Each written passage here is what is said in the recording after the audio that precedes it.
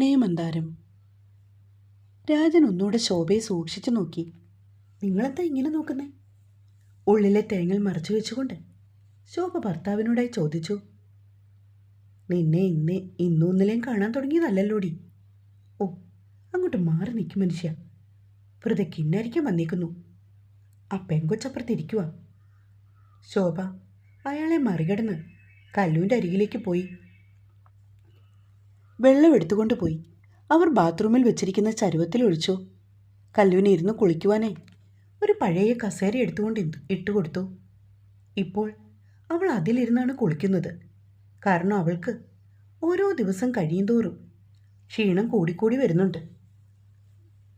ഒരുപാട് സമയം നിൽക്കുമ്പോൾ വല്ല തളർച്ചയോ മറ്റോ വരുമോ എന്ന് പേടിയാണ് ശോഭയ്ക്ക്. അവർ കുളിപ്പിക്കാമെന്ന് പറഞ്ഞാൽ കല്ലൂട്ട് സമ്മതിക്കത്തുമില്ല. താൻ മെല്ലെ കുളിച്ചോളാം അമ്മേ, എന്തെങ്കിലും അത്യാവശ്യം വന്നാൽ അമ്മയെ വിളിച്ചോളാമെന്ന് അവൾ പറഞ്ഞു. മോളെ, എന്തോ?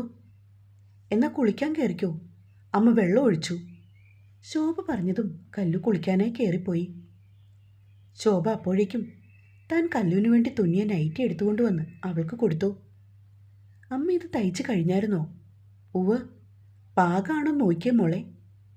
മെറൂൺ നിറത്തിൽ വെള്ള പൂക്കൾ ചേർന്ന ഒരു നൈറ്റി ആയിരുന്നു അത്. കല്ലുവിന് നന്നേ ഇഷ്ടമായി. ചെമ്പരത്തിത്താളിയൊക്കെ പതപ്പിച്ച് മുടിയിലെ എണ്ണമെഴുക്കെല്ലാം കളഞ്ഞ് കുളിയൊക്കെ കഴിഞ്ഞിറങ്ങിയപ്പോൾ അവൾക്ക് വല്ലാത്തൊരു സുഖമായിരുന്നു. തലമുടി തോർത്തുകൊണ്ട് വട്ടം ചുറ്റി മേൽപോട്ട് വെച്ചിട്ട് അവൾ മുറ്റത്തേക്ക് ഇറങ്ങി വന്നു. ചൂടുവെള്ളത്തിലെ കുളി കഴിയുമ്പോൾ തൻ്റെ വേദനകൾക്കൊക്കെ നല്ല ആശ്വാസം തോന്നി അവൾക്ക്. മുടിയിലെ വെള്ളം നന്നായി തോർത്തു മോളെ, വല്ല ജലദോഷവും പിടിച്ചാൽ പിന്നെ ബുദ്ധിമുട്ടാണ്, ശോഭ വിളിച്ചു പറഞ്ഞു. കല്ലു ഒരു ഉണങ്ങിയ ടവൽ എടുത്തുകൊണ്ട് വന്ന് വീണ്ടും മുടിയിൽ നിന്നും വെള്ളമൊക്കെ നന്നായി ഒപ്പിക്കളഞ്ഞു. ശോഭ അപ്പോഴേക്കും അവൾക്കുള്ള ചായ എടുത്തുകൊണ്ട് വന്നു. ഇതാ മോളെ, ഇത് കുടിക്ക്. അമ്മേ, ഞാൻ അവിടേക്ക് വന്നോളാലോ? ആ, അതൊന്നും സാരമില്ല, നീ ഇത് ചൂടാറും മുന്നേ കുടിച്ചോളൂ. അവർ കൊടുത്ത കൊഴുക്കട്ടയും ചായയും അവൾ മേടിച്ച് മേശമേൽ വെച്ചു.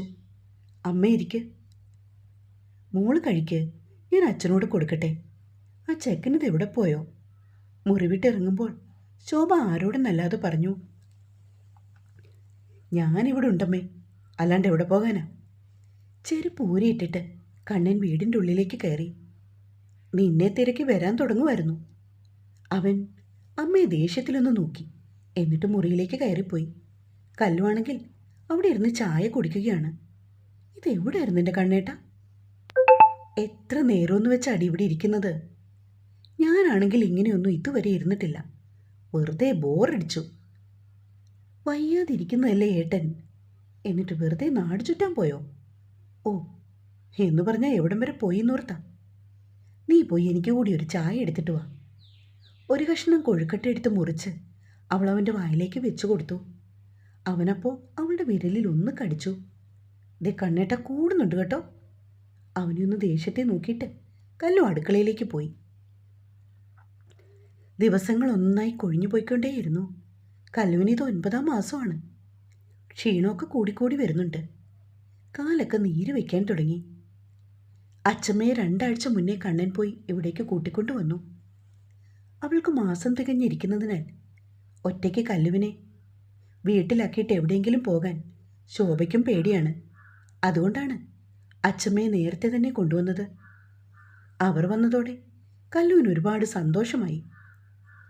കഴിഞ്ഞ ആഴ്ച ഡോക്ടറിനെ കാണാൻ ചെന്നപ്പോൾ അവർ പറഞ്ഞു ഇനിയെല്ലാം ഒന്ന് കരുതിയിരുന്നോണമെന്ന്. അത് കേട്ടതും കല്ലുവിൻ്റെ പേടി വീണ്ടും വർദ്ധിച്ചു.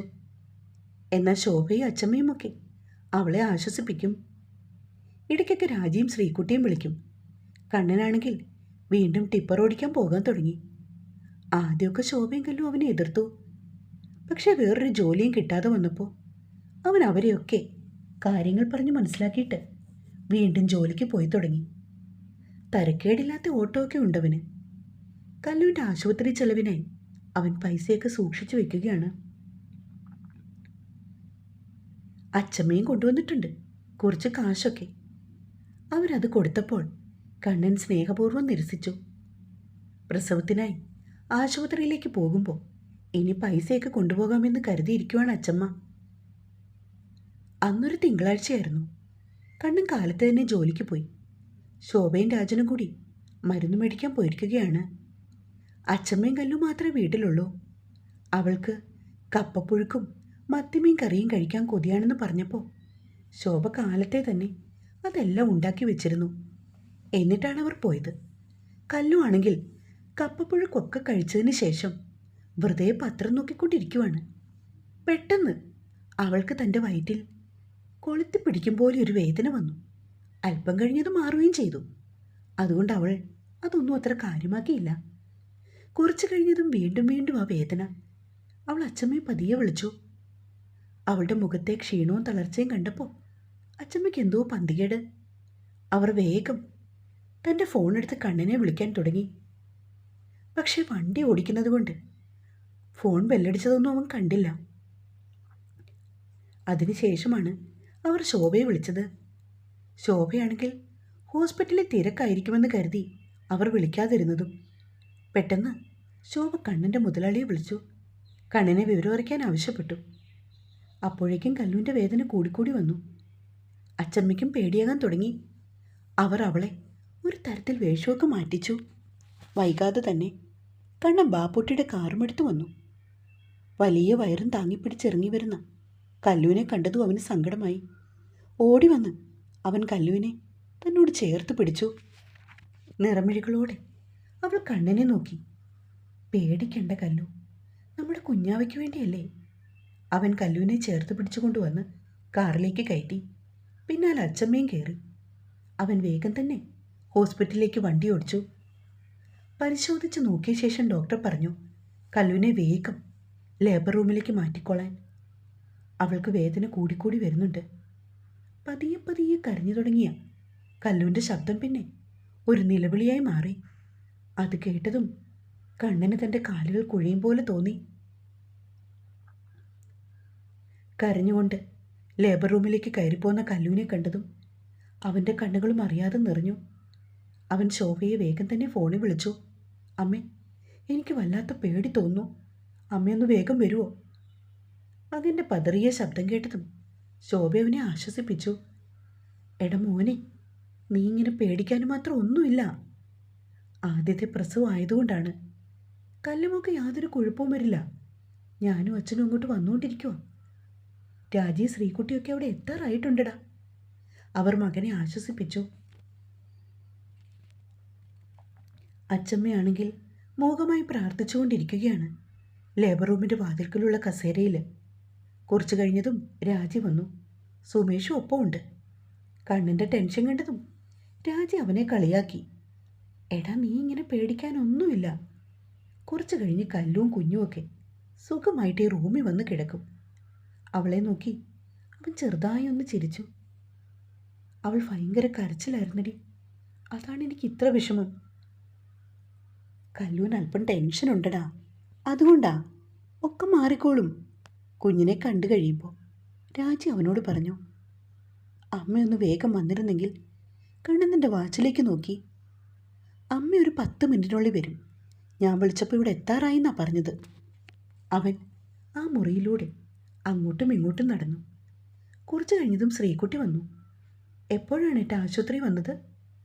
1 മണിക്കൂറായി കാണും. ഡോക്ടർ എന്തു പറഞ്ഞു? നേരെ ലേബർ റൂമിൽ കയറ്റി. കുഴപ്പമൊന്നും ഇല്ലെന്നാണ് പറഞ്ഞത്. ശ്രീകുട്ടി ചെന്ന് രാജിയുടെ കുഞ്ഞിനെ മേടിച്ചു. എന്തായി മക്കളെ, ഡോക്ടറെ കണ്ടോ?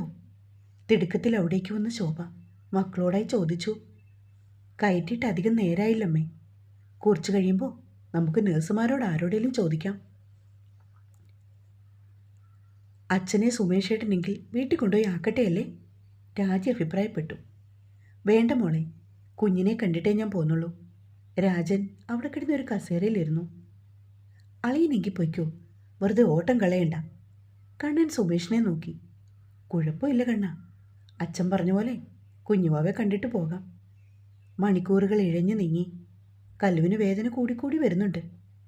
ആദ്യത്തെ പ്രസവമായതിനാൽ കുറച്ച് സമയമെടുക്കുമെന്നാണ് ഡോക്ടർ അവരെ അറിയിച്ചത്. ഇടയ്ക്ക് ആരെങ്കിലും കയറി കണ്ടോളാൻ പറഞ്ഞെങ്കിലും ശോഭ മാത്രമേ കയറിയുള്ളൂ. കണ്ണനെ അവൾ അന്വേഷിച്ചെങ്കിലും അവളുടെ കരച്ചിൽ കാണുവാൻ അവനാകുമായിരുന്നില്ല. ശോഭ ഇറങ്ങി വരുന്നതും കാത്ത് അവൻ ലേബർ റൂമിൻ്റെ വാതിൽക്ക് നിന്നു.